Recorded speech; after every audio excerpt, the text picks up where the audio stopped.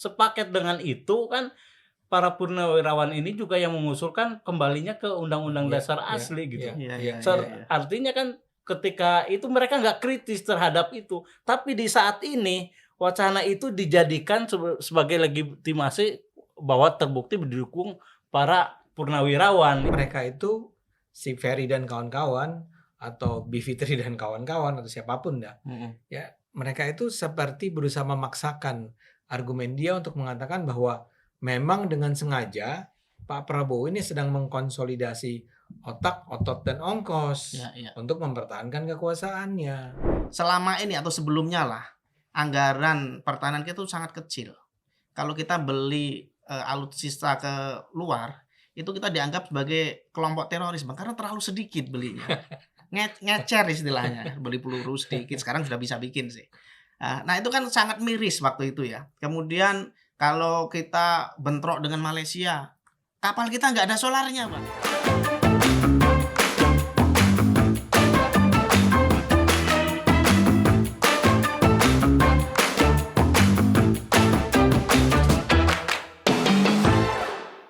Oke, penonton Coplok TV, ketemu lagi dengan kami dalam program Bocor Kasar. Bersama saya Kajito Elkayani, didampingi Bang Ade Armando, Mas MWT alias Mas Warsa Tersono. Siap.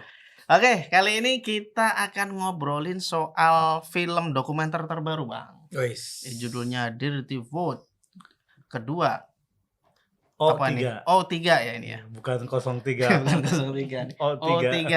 O3 itu kependekan dari otot, otak, dan ongkos.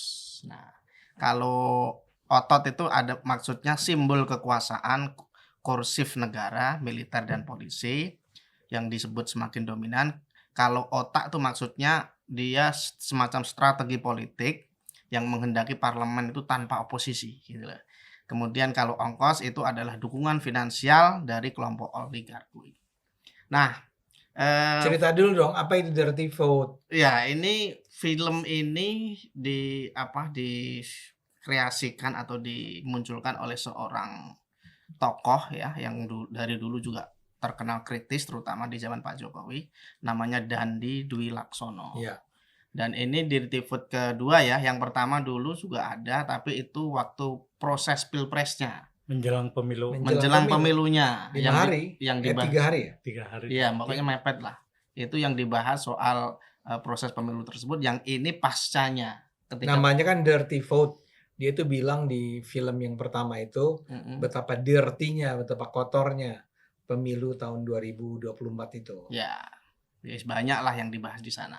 Kalau penonton belum nonton, ya silakan cross check sendiri.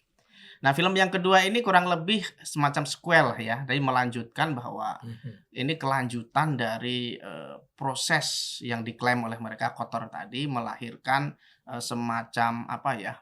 Kalau dalam bahasa mereka itu Prabowo Gibran itu disebut sebagai panik. Bukan panik, istilahnya apa ya? Insecure. Insecure. Iya. Jadi dia menganggap bahwa ini yang agak lucu, Bang. Katanya karena kepuasan publiknya Prabowo 80% dan itu hanya 5% dari Jokowi dibandingkan Jokowi dengan SBY, maka dia panik, insecure. Itu hitungannya gimana sih, saya nggak ngerti. Gimana dia 80%? Jokowi kan 75-76 kan waktu itu. Terus kemudian dilanjutkan Prabowo 80. Terpautnya dari Jokowi kan cuma 5%. Kata dia, itulah sebabnya dia insecure. 5% itu beda. Kalau dibandingkan kan SBY lebih tinggi. Makanya, enggak, tetap hitungannya dibandingkan SBY dengan Jokowi yang belasan persen. Gitu loh. SBY kan lebih tinggi. SBY lebih rendah, 48 atau berapa, Jokowi itu 5 berapa gitu. Ya udah. Nah itu makanya ini gimana sih logikanya orang-orang ini, padahal kan Prabowo tagline-nya kan melanjutkan kan. Iya. Kalau dia bisa menyamai Jokowi aja udah bagus sebenarnya. Dia bisa melebihi itu kan sebenarnya nilai plus. Tapi oke lah, itu terserah mereka. Itu yang mendasari lahirnya semacam berbagai opini di dalam film tersebut. Oke, Bang Ade. Nah, dari banyak chapter, ada 3 chapter ya film itu, dan kita ngambil salah satu chapter ya yang dibahas di sini, dan dari salah satu chapter ini kita akan membahas tentang ototnya ya, karena sangat luas kalau kita ngomongin semuanya. Nah, otot di sini yang dikehendaki adalah terkait tuduhan militerisasi dan memperkuat kewenangan polisi di era Prabowo Gibran. Nah, kita langsung aja ya. Menurut Bang Ade, tudingan bahwa pemerintahan Prabowo ini dengan berbagai cara lah, dengan RUU polisi, dengan RUU KUHP ingin memperkuat posisi polisi dan militer di pemerintahannya. Menurut Bang Ade benar nggak sih tuduhan ini, atau jangan-jangan ini hanya opini mereka? Oke, sebelum masuk ke soal kebenaran tuduhan itu ya, dan itu kita bisa debat panjang juga sih sebenarnya. Betul. Saya ingin melihat ini sebagai sebuah produk dari orang-orang yang memang bukan cuma benci sama Prabowo Gibran atau nggak suka sama Prabowo Gibran, tapi utamanya adalah nggak suka sama Jokowi. Ya. Jadi kita lihat aja orang-orangnya kan. Ada 3 pembicara utama kan di dalam film ini, yang Anda bilang tadi ada 3 sequel tuh kan, karena dibagi dalam 3 bagian yang di masing-masing bagian itu diisi oleh salah seorang dari 3 tokoh tersebut. Betul. Kalau nggak salah 3-tiganya hukum tata negara ya. Kurang lebih. Ya, satu adalah Zainal Arifin Muchtar, UGM. Kedua adalah Bivitri Susanti. Ketiga adalah Ferry Amsari. Ya, kita ingatlah di masa Jokowi dulu, atau bahkan di masa sesudah, baik sebelum ataupun sesudah Pilpres, mereka adalah orang-orang yang bersuara sangat keras terhadap Pak Jokowi, ya. Sampai sih ke tahap yang menurut saya kadang-kadang berlebihan dan nyinyir, dan bukan cuma sekedar kritis jadi ya. Saya adalah orang yang suka sama orang yang kritis. Bagus ada orang-orang kritis. Tapi kalau kita dengar argumen-argumen mereka, sebagaimana juga nanti terlihat dalam film ini, itu over, berlebihan. Sudah sampai kadang-kadang tidak menggunakan lagi logika akal sehat. Ya. Nah, mereka itu benci sama, nggak benci lah, kata benci mungkin saya harus netralisir menjadi tidak suka lah. Mereka tidak nyaman, mereka merasa bahwa pemerintahan Jokowi ini penuh bukan kecurangan gitu ya, kelemahan.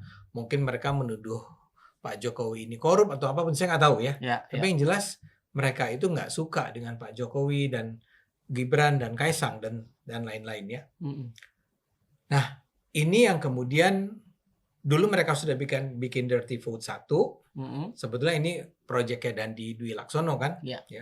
Dia udah bikin Dirty Vote 1. Tapi kemudian jangan-jangan ini kalau nggak salah yang ngomong Zainal atau Ferry ya, bahwa orang bilang ini terlambat nih filmnya yang Dirty Vote 1 dulu. Karena baru diluncurkan 3 hari menjelang pemilihan. Bahkan mereka mengatakan, sebagian orang mengatakan kalau Dirty Vote itu diedarkannya lebih awal aja, cukup lama gitu waktu untuk bagi orang untuk menimbang-nimbang, mungkin akan kalah Prabowo. Nah, jadi saya melihat ini adalah sebuah kelanjutan dari Dirty Vote 1. Mereka itu pada dasarnya adalah orang-orang yang memang tidak terima nih dengan kemenangan Prabowo Gibran. Alasannya apa nggak terima? Karena mereka merasa, saya rasa ya, ini analisis saya saja, mereka merasa bahwa Prabowo dan Gibran persis seperti yang Anda bilang, kelanjutan dari Jokowi. Jokowi dan Prabowo ini adalah sohib nih.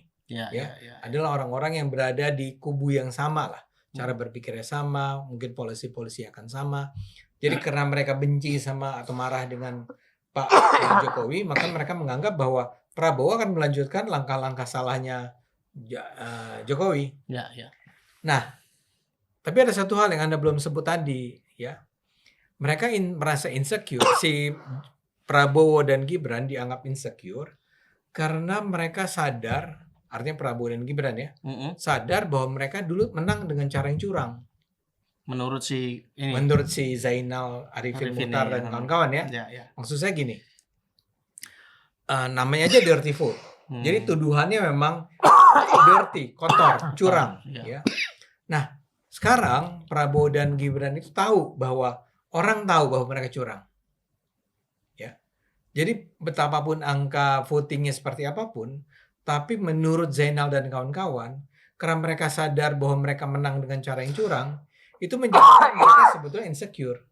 Mereka takut bahwa masyarakat kalau semakin sudah tahu nih tentang kejahatan yang dilakukan di masa pemerintahan bukan pemerintahan, di masa pemilu yang lalu, maka orang akan mengkritik, memprotes, mempertanyakan, menggugat kekuasaan mereka. Nah, saya berulang kali nih ketemu dengan misalnya Ferry ya. Ferry itu sangat percaya bahwa itu memang curang. Ferry itu memang percaya bahwa seharusnya Gibran tidak menjadi wakil presiden.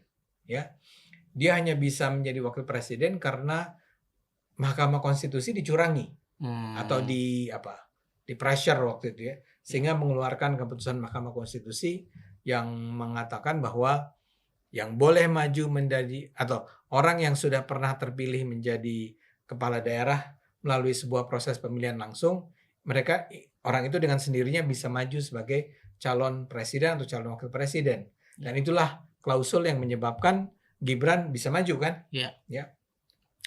Nah, menurut Ferry itu dilakukan dengan cara yang curang. Ada beberapa penjelasannya, mungkin kita bisa bicarakan nanti. Tapi keputusan Mahkamah Konstitusi itu keputusan yang tidak konstitusional justru, yang bertentangan dengan aturan. Karena itu dia menganggap bahwa ini menang karena curang. Nah, mereka ini membayangkan, saya nggak setuju dengan argumennya Ferry ya. Saya nggak setuju dengan argumennya Zainal, dan saya tidak setuju dengan argumennya Bivitri mengenai ini. Ya. Mungkin dalam hal-hal lain saya bisa sangat setuju dengan mereka, tapi untuk hal yang soal pemilihan dirty vote ini, soal pemilihan presiden tahun 2024 ini, nggak bisa lah dibilang sebagai curang. Oke? Nah, jadi mereka menganggap bahwa asumsi dasarnya, premisnya ya. Premis dia adalah bahwa ini adalah sebuah pemerintahan yang lemah posisinya. Pemerintahan yang ketakutan bahwa mereka mungkin akan digulingkan. Karena itulah mereka menggalang 3O itu. Otot, otak, dan ongkos. Otot itu adalah militer, polisi, militer dan polisi. Otak itu adalah parlemen, partai politik, oposisi. Kalau bisa parlemen tanpa ada oposisi. Dan ketiga adalah pemodal. Menjalin hubungan atau menguasai para pemodal untuk membiayai mereka. Jadi saya rasa itu dimulai dengan sebuah premis. Premisnya adalah, asumsi dasarnya adalah Prabowo dan Gibran itu curang, dia licik, dia menang dengan cara yang tidak pantas, dan sekarang mereka tahu bahwa masyarakat sudah tahu bahwa mereka curang, dan karena itu sangat rentan posisinya. Anggapannya begitu. Anggapan mereka. Ya, dan mereka mendasarkan rasa insecure itu dari beberapa kericuhan yang muncul. Kericuhan itu timbul karena pressure dari pemerintah pusat ke daerah, diantaranya masalah pajak ya. Terus efisiensi, Prabowo melakukan efisiensi, transfer ke daerah berkurang, pemerintah daerah kemudian kreatif dengan memungut pajak, pajak bumi dan bangunan, sehingga beberapa daerah terutama di Pati dan Cirebon itu rusuh gitu ya, sampai ada demo yang luar biasa dan sebagainya. Meskipun oke lah, dalam beberapa analogi kita masih setuju, tapi kita harus jujur mengatakan bahwa demo itu sendiri itu nggak pure dari secara organik kita sebut berasal dari massa yang marah. Itu pun ada konstruksi-konstruksi di sana gitu. Panjang ceritanya. Tapi oke lah. Kemudian dari sana mereka seolah-olah ingin mengatakan Prabowo itu anti demokrasi gitu ya. Ini narasinya kurang lebih begitu yang saya tangkap. Nah, Mas Warsa gimana melihatnya? Kok seolah-olah Prabowo diposisikan sebagai orang yang anti demokrasi atau mengatakan demokrasi itu mengalami kelelahan dan sebagainya. Monggo. Iya.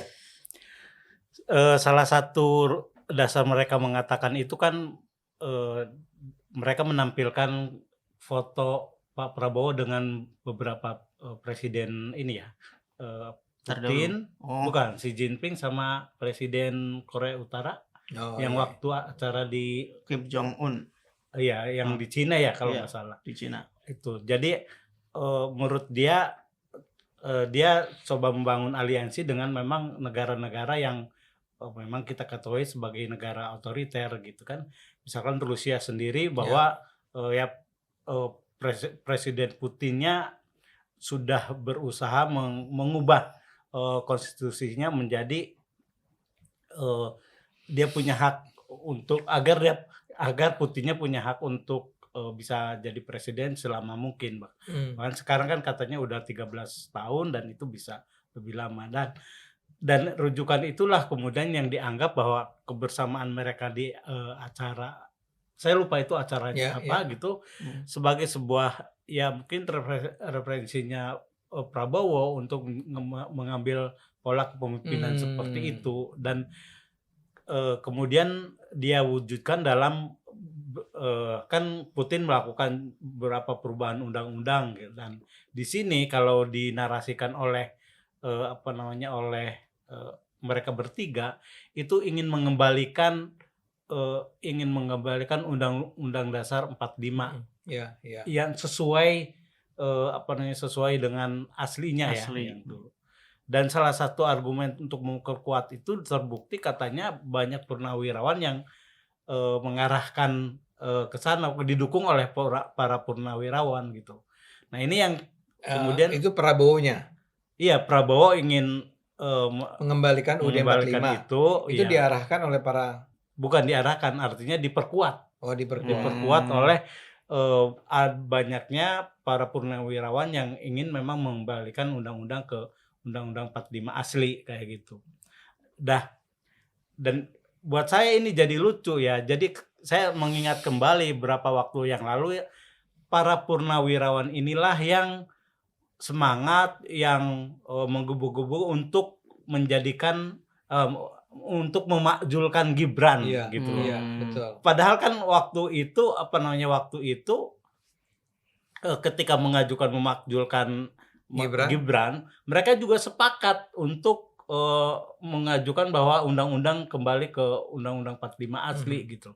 Tapi waktu itu mereka sangat terutama Ferry Amsari ya dalam konteks itu ya, sering membicara tentang mendukung gerakan para purnawirawan itu. Iya, dia gitu. salah satu yang getol. Iya.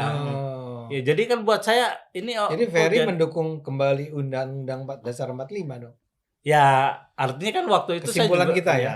Jadi seolah-olah dia ketika hanya karena para purnawirawan itu ingin Gibran dimakjulkan, mereka dukung, padahal sepaket dengan itu kan para purnawirawan ini juga yang mengusulkan kembalinya ke Undang-Undang Dasar asli gitu.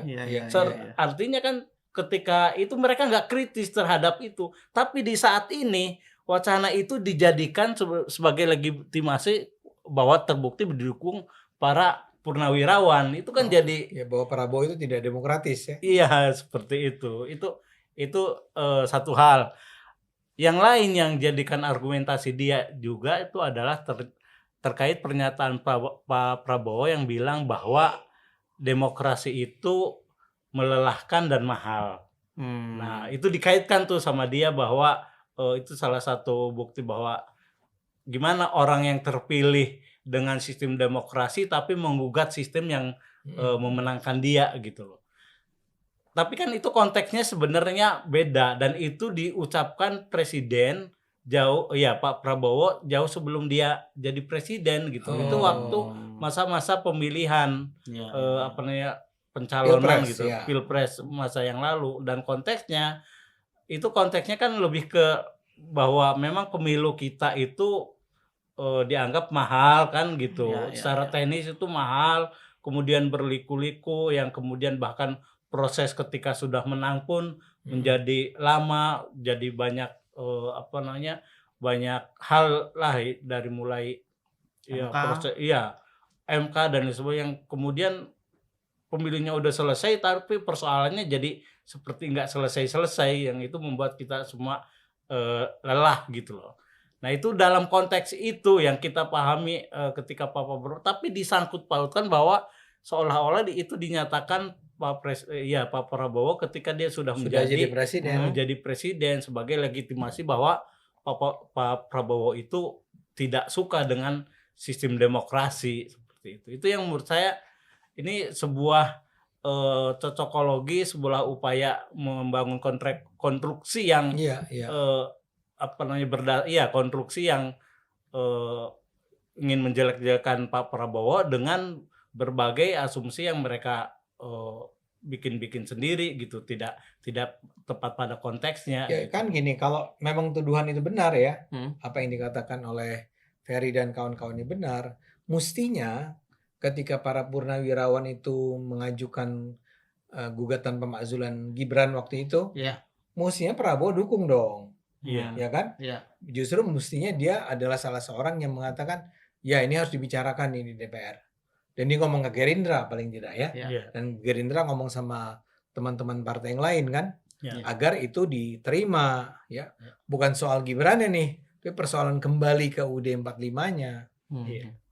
Nah, itu jadi menurut saya itu contoh yang paling bagus saya rasa apa yang disampaikan oleh Mas Warsa ini kan, bahwa sebetulnya mereka itu si Ferry dan kawan-kawan atau Bivitri dan kawan-kawan atau siapapun dah, ya mereka itu seperti berusaha memaksakan argumen dia untuk mengatakan bahwa memang dengan sengaja Pak Prabowo ini sedang mengkonsolidasi otak, otot, dan ongkos untuk mempertahankan kekuasaannya. Betul, dan salah satu asumsinya adalah dengan adanya RUU Polri dan RUU TNI, Bang. Kata mereka ini untuk memperkuat kekuasaan korsif. Nah, narasi dalam Dirty Vote 2 ini mengatakan bahwa RUU Polri dan TNI itu berisi pasal-pasal yang digunakan untuk pengawasan berlebihan, penyadapan tanpa kontrol, hingga pelibatan militer dalam urusan sipil. Oke, dalam beberapa hal mungkin saya agak setuju. Agak setujunya tuh begini. Militer tuh jangan terlalu show off, ditunjukkan untuk hal-hal yang sebenarnya tanpa mereka pun bisa gitu. Contohnya seperti mengawal MBG misalnya, itu kan sebenarnya nggak perlu militer juga kan. Kecuali kalau untuk yang di daerah rawan ya Papua, nah itu oke lah. Terkait kemudian posisi untuk jabatan sipil selama dia masih berkaitan dengan pertahanan, masih kita terima. Kecuali jabatan itu nggak ada hubungannya, misalnya ngurus bulog itu kan nggak ada hubungannya, itu oke lah, masih debatable juga. Nah, menurut Bang Ade, benar nggak sih bahwa RUU ini masih rancangan ya sebenarnya, dan ini sebenarnya masih disosialisasikan. Dan ketika diangkat di film itu malah bagus menurut saya, supaya masyarakat paham situasinya. Nah, menurut Bang Ade, RUU ini yang ketika masih dirancang, apakah benar pasal-pasal, ada banyak sebenarnya Bang, dan di dalam pasal itu benar nggak seperti yang mereka framing, misalnya polisi atau apa itu punya kewenangan untuk melakukan apa ya, TNI lah, katakan dia punya, presiden berhak membuat keputusan untuk menerjunkan tim kecil dalam kegiatan khusus gitu ya, tanpa izin DPR. Kalau selama ini kan harus izin DPR, dan itu agak panjang prosesnya kan. Makanya dalam rancangan undang-undang itu, selama bukan perang, presiden itu punya hak untuk memerintahkan pasukan khusus untuk membuat sebuah gerakan gitulah, kira-kira begitu. Kan itu bagus sebenarnya. Itu memendekkan jarak gitu ya. Nah, menurut Bang Ade, apakah klaim mereka ini memang sepenuhnya benar atau hanya tadi framing yang dibentuk Mas Warsa tadi diceplok pendapat dari zaman entah kapan dikait-kaitkan dengan ini supaya membentuk framing yang menurut mereka tuh linear. Gimana Bang? Ya. Nah, ini yang saya katakan ya, karena premisnya udah salah. Artinya premisnya tadi kan saya bilang ya, karena mereka menganggap bahwa memang pemerintahan Prabowo ini pemerintahan yang curang. Prabowo Gibran ini pemerintahan yang curang, mereka berkuasa secara curang, dan sekarang insecure. Dan karena mereka insecure, mereka akan melakukan segala hal untuk menyelamatkan kekuasaan mereka. Dengan menggunakan 3O itu kan. Nah, karena dimulai dari premis itu, maka apapun kemudian dibaca dengan cara senegatif itu. Nah, Anda menyebut secara spesifik nih soal undang-undang yang saya ingat undang-undang Polri ini ya. Tapi sebelum lebih lanjut saya mau bilang begini. Sebetulnya adalah bagus ya kalau ada orang-orang seperti Dandi, seperti Zainal, seperti Bivitri, seperti Ferry yang berusaha mengajak kita untuk diskusi tentang ya misalnya dalam hal ini ada ancaman militerisasi nih. Ya. Ini Prabowo sekarang mulai kelihatan bahwa ini dia sebetulnya pada dasarnya militer. Dan karena dia militer, dia itu akan berusaha untuk memiliterisasikan Indonesia kembali. Terlepas dari Anda setuju atau enggak ya. Tapi adalah sebuah peringatan yang penting menurut saya kan.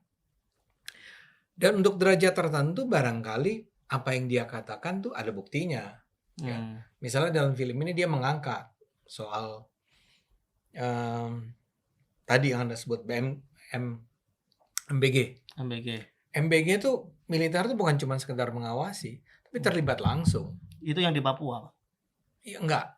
di berbagai tempat dikatakan bahwa begitu dilihat siapa yang menjalankan, apakah bikin warungnya, apakah bikin penyediaan makanannya, itu ketika dicek siapa orang-orangnya, itu ketemu nama-nama militer. Jadi bukan secara langsung pihak TNI, tapi entah pensiunan, entah orang-orang yang masih menjabat posisi perwira berada di sana. Dan itu banyak. Dan yang lebih penting lagi, ini memang bukan di sekuen 1. Saya lupa apakah di sekuen 2 atau di sekuen 3 ya dari film ini.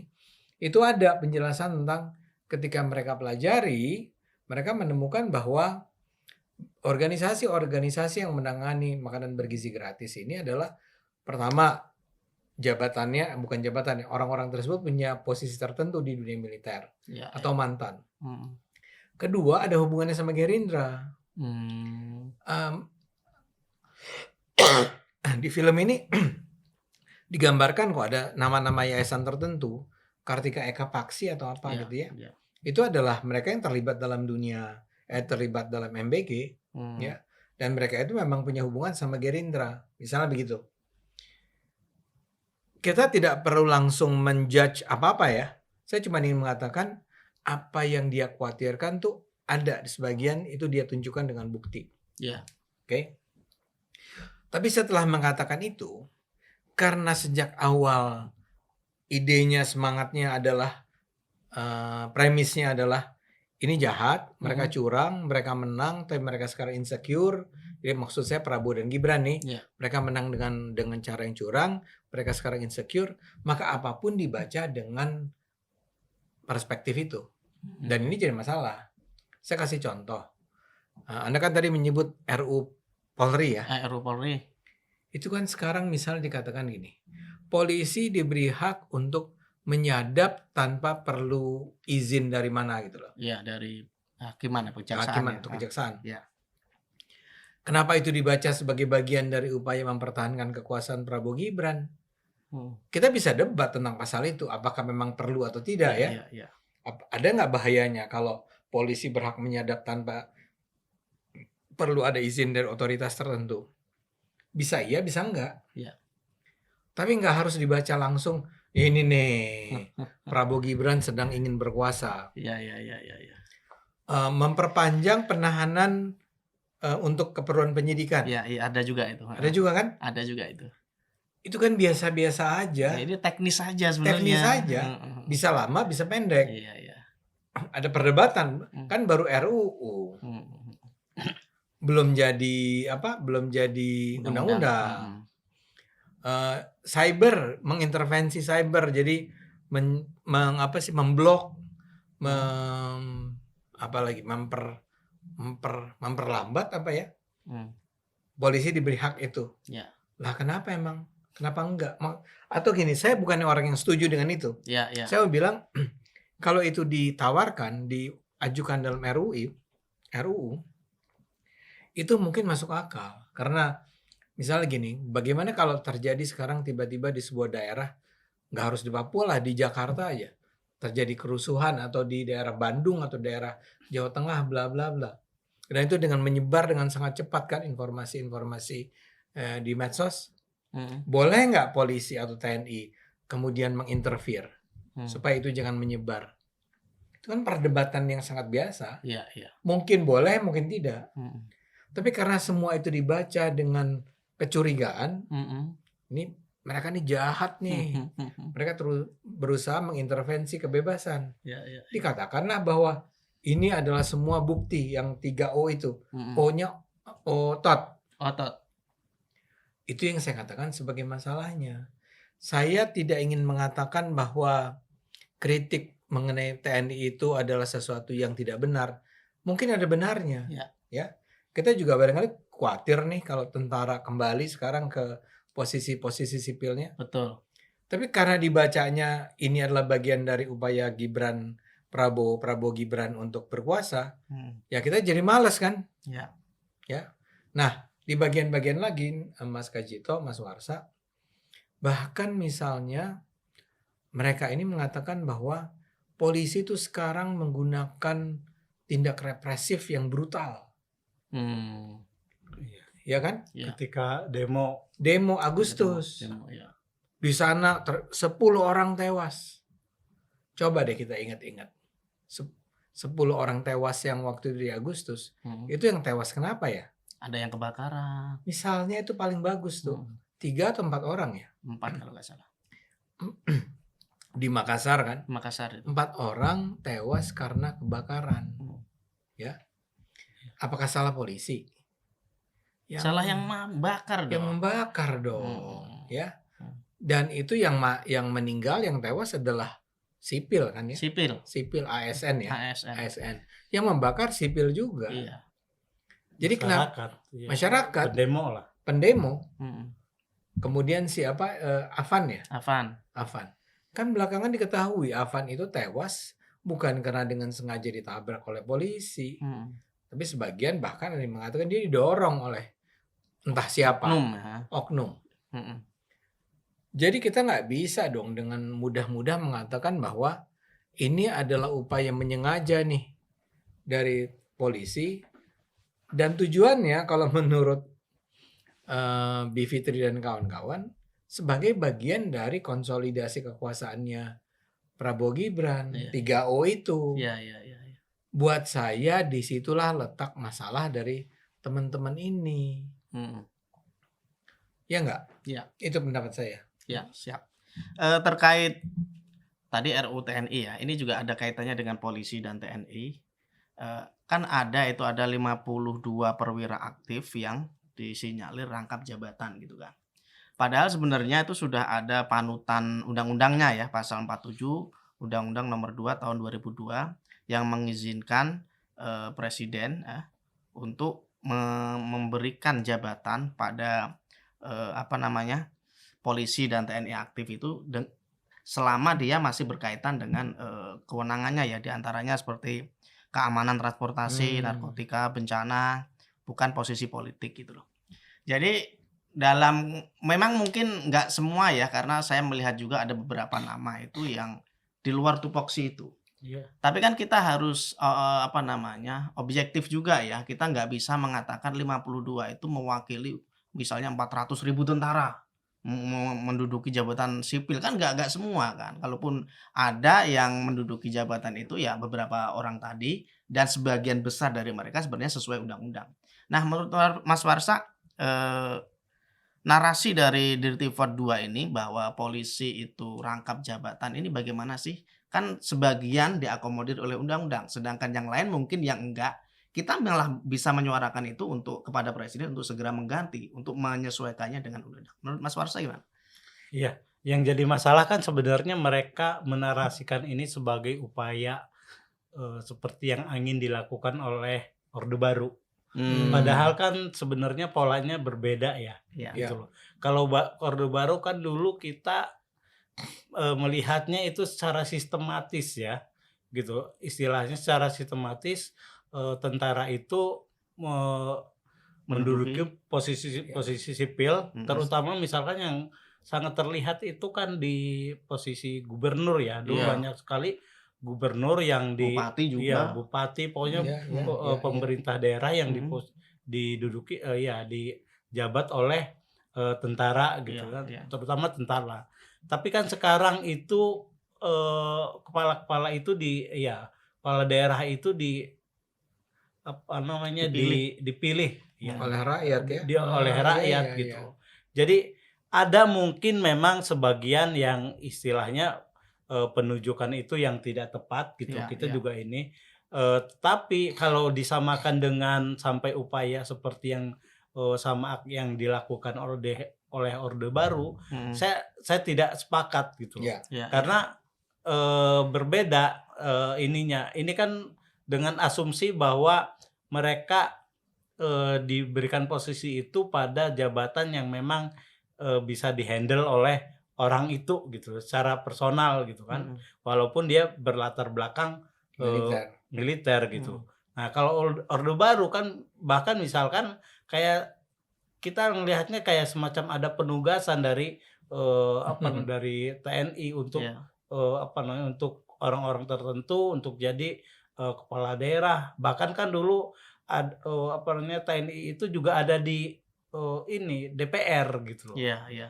Jadi menurut saya menyamakan 100% atau menuju ke sana menurut saya terlalu jauh gitu. Ya kita bisa mengkritisi apa yang dilakukan oleh presiden, ada beberapa jabatan tertentu yang kayaknya enggak pas gitu loh. Itu terlalu terlalu banyak orang militer atau polisi yang ya kita coba ini aja kritisi lah gitu. Tapi tidak dengan istilahnya membabi buta disamakan sebagai upaya seperti yang ingin dilakukan oleh Orde Baru gitu loh. Iya, pendapat yang over itu ya. Iya, menurut saya itu pendapat yang over gitu terkait itu. Ya. Oke, Mas Farsha, terima kasih. Terkait pertahanan lagi Bang, kita karena otot kan yang kita bahas kali ini. Nah, ini yang agak lucu dari orang-orang pinter ini adalah mereka mempersoalkan soal kenaikan anggaran dan pembentukan komando baru TNI. Saya kasih ini pengantar sedikit Bang. Jadi selama ini atau sebelumnya lah anggaran pertahanan kita itu sangat kecil. Kalau kita beli alutsista ke luar itu kita dianggap sebagai kelompok teroris Bang karena terlalu sedikit belinya. Ngecer istilahnya, beli peluru sedikit sekarang sudah bisa bikin sih. Nah itu kan sangat miris waktu itu ya. Kemudian kalau kita bentrok dengan Malaysia, kapal kita nggak ada solarnya Bang. Aduh, ini negara sebesar ini nggak ada anggarannya. Susi mau ngejar nggak bisa. Akhirnya kan disiasati, dinaikin dikit-dikit. Sekarang sudah berapa ratus triliun saya lihat kemarin. Nah, itu kan sebenarnya bagus ya, positif ya. Tapi mereka melihat ini sebagai ancaman. Tuh kan Prabowo sudah mulai ngembangin militer dikasih job-job baru. Nah menurut Bang Ade narasi mereka ini gimana Bang? Kok sampai seliar itu?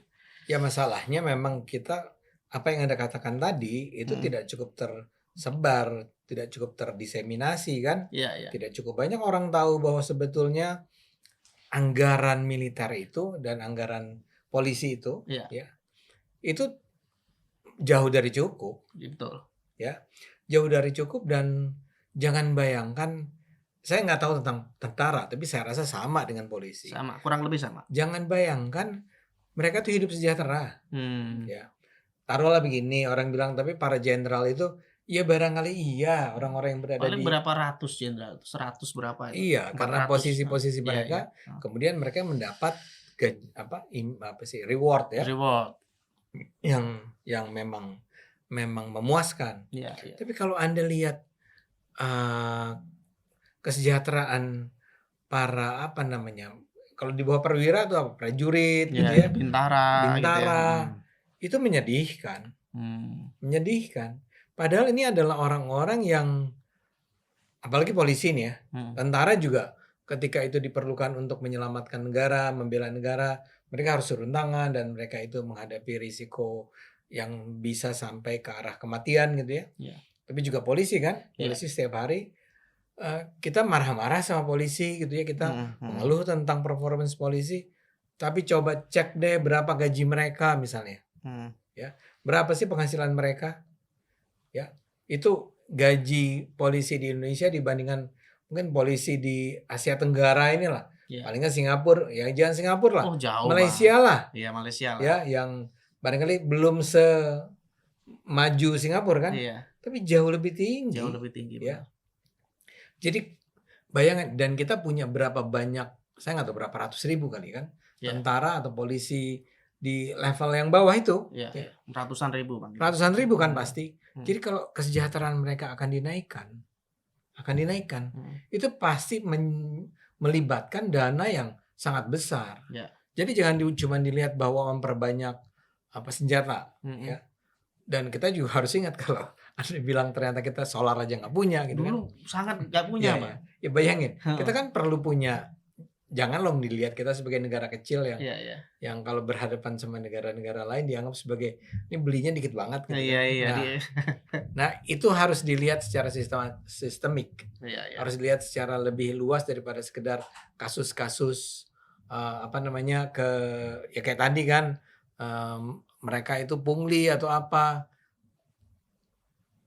mereka itu korup dan segala macam. Enggak, coba lihat itu digunakan untuk apa. Ya. Dan kita harus mengawal bersama-sama ya, betul. bahwa kenaikan itu harus ada implikasinya langsung terhadap kesejahteraan orang-orang yang berada bekerja sebagai tentara dan sebagai polisi.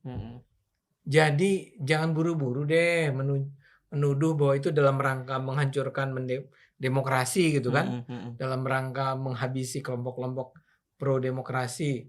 Nggak gitu cara melihatnya. Tapi kembali saya mau katakan bahwa boleh nggak kita curiga bahwa itu akan meningkatkan tingkat korupsi di TNI dan Polri? Boleh. Kalau ada yang menduga begitu.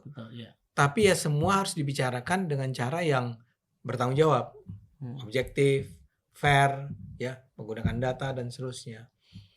Nah, tapi masalahnya mereka-mereka ini yang saya ulang tadi, memang dimulai dengan sebuah premis yang udah salah. Premisnya tuh udah curiga. Ya. Suzon ya. Suzon. Karena suzon apapun dibaca sebagai tuh kan memang dasar tentara sama polisi mau ngerampok gitu kan. Ya padahal saya duga barangkali benar, tapi bisa juga dilihat dari sebuah cara pandang yang lain. Ya. Inilah masalahnya dengan si Ferry dan kawan-kawan ini. Ya, saya kira memang kritisisme, terus rasa antisipasi gitu ya, itu penting. Kita nggak boleh menafikan itu. Kita juga nggak ingin kejadian Orde Baru terulang gitu loh. Posisi militer terlalu over sehingga kita tertekan gitu ya. Tapi kan kita juga harus objektif, sekali lagi kita harus adil sejak dalam pikiran, kata Pram kan, bahwa selama mekanisme demokrasinya referensinya Pramudia Anantatur. Mekanisme demokrasi masih jalan, masih oke gitu. Selama masih ada pemilihan langsung, selama tentara dibatasi, jabatan-jabatan secara khusus gitu ya.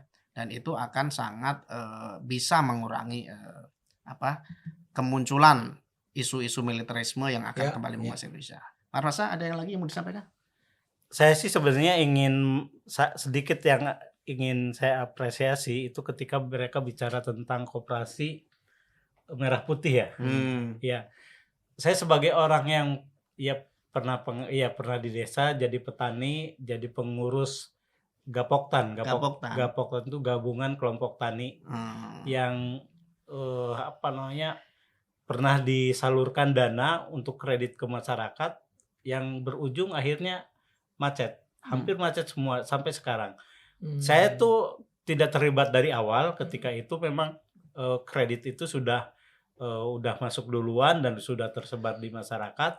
Terus pengurusnya ada yang mundur, kemudian saya waktu itu bertepatan dengan pulang kampung, terus kemudian jadi petani, terus saya diminta jadi sekretaris pengurus lah, dan mendapati bahwa ternyata dana kan Gapoktan di setiap desa itu diberikan dana sekitar 100 juta kalau nggak salah. Lumayan ya. 100 juta yang kemudian dikreditkan, dipinjamkan kepada para petani. Pada prakteknya para petani itu susah mengembalikan, nggak mampu bayar ya. Nah, saya ingin bahwa itu jangan sampai terulang pola seperti ini gitu loh. Apalagi misalkan kan yang saya tahu kan gini, diberikan dana untuk kredit, kemudian operasional buat pengurusnya dari keuntungan peminjaman itu gitu kan, dan itu rasanya sangat sulit gitu, karena itu tadi akhirnya kan yang ngurusi, jadi akhirnya tuh sekarang banyak orang yang nggak mau jadi pengurus itu gitu karena rugi. Jadi ngerasa bahwa terbebani. Sorry, ini hubungannya sama pembicaraan kita apa? Ya, artinya mengapresiasi bahwa kan di poin ini dia mengkritisi mereka, si Ferry dan kawan-kawan.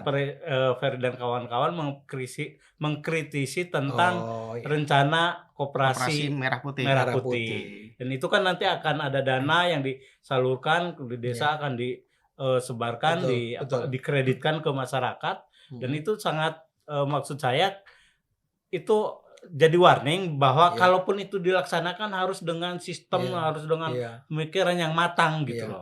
Artinya dalam konteks ini apa yang disampaikan mereka menurut saya benar gitu. Walaupun saya tidak setuju ketika dia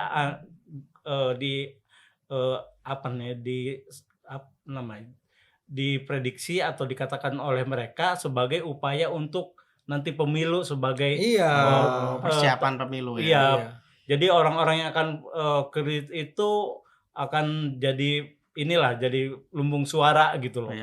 Dengan polanya misalkan nanti ada pemutihan dan lain sebagainya. Dalam konteks pengalaman itu saya tidak pernah ngalami seperti itu. Kalaupun macet ya macet, cuma ininya tidak berjalan gitu. Jadi prasangkanya yang berlebihannya itu gitu loh. Saya rasa bahwa kita, kemudian bahwa sistemnya potensial untuk tidak berjalan, yaitu memang harus dipikirkan lebih lanjut, dipikirkan secara matang biar program ini berjalan dengan bagus gitu. Oke, saya rasa kita memang sama-sama nih ya. Kita sama sekali tidak mengatakan bahwa ini sampah atau apa dirty vote ini. Dalam banyak hal kita bisa banyak belajar dari film itu. Saya sendiri menonton, walaupun saya nggak nonton 4 jam ya, saya termasuk nonton loncat-loncat.